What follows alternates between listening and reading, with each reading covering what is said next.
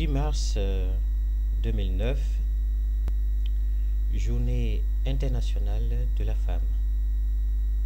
La Journée internationale de la femme a pour objet de faire valoir les droits de la femme, que ce soit en Afrique comme dans le monde entier.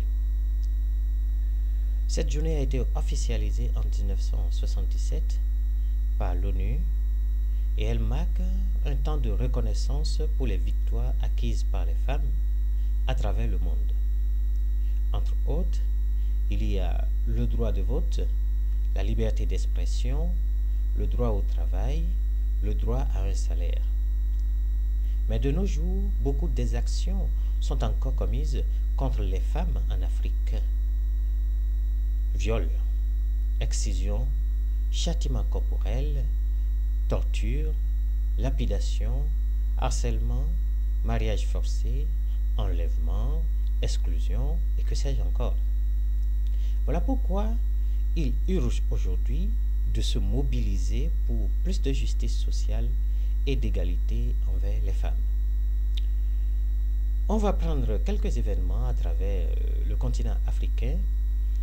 Par exemple, en Tunisie, le gouvernement, par l'intermédiaire de la ministre des Affaires de la Femme, de la Famille, de l'Enfance et des Personnes âgées, note que la Journée mondiale de la femme est une occasion pour évaluer les droits de la femme tunisienne et de comparer sa situation à celle des femmes à l'étranger.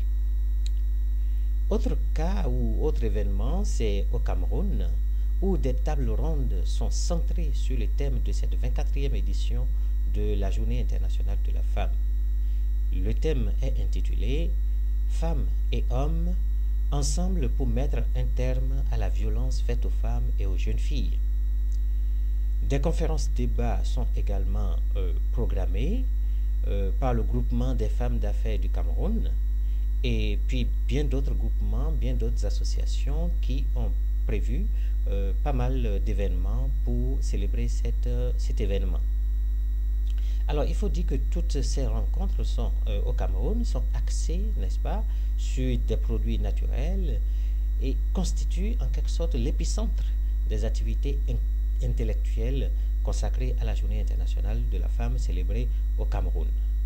Ce serait une semaine d'activités où des médecins, par exemple, des médecins issus de diverses formations hospitalières vont prendre en charge des femmes qui sont venues ou qui viennent de différentes associations au Centre de promotion de la femme et de la famille au Cameroun.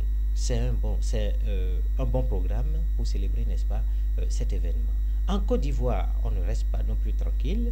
Les autorités se mobilisent contre les violences basées sur le genre. La ministre de la Famille ivoirienne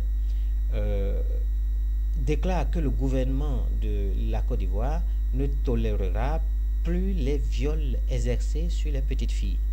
C'est un crime contre l'humanité, dit-elle, qui sera sévèrement sanctionné. Mais il faut quand même que les victimes elles-mêmes soient aidées à aller jusqu'au bout des procédures qui sont engagées. Il faut quand même reconnaître que malgré la législation en vigueur en Côte d'Ivoire, 11 femmes sont violées par heure. Au Burkina Faso, la Fédération internationale pour la planification familiale et l'Association burkinabé pour le bien-être familial organisent un panel sur la santé sexuelle et de la reproduction dans le cadre du festival panafricain du cinéma et de la télévision de Ouagadougou, qui est intitulé souvent le FESPACO. Les deux organismes affirment leur conviction à plaider et à sensibiliser sur les questions touchant à la santé de la reproduction. Reconnaissons au total qu'en Afrique, la femme est un grand acteur économique. Sa part dans la production du continent est de loin plus importante que celui de l'homme. Priver donc les femmes de leurs droits civils, politiques, sociaux et économiques est une violation des droits de l'homme. Merci.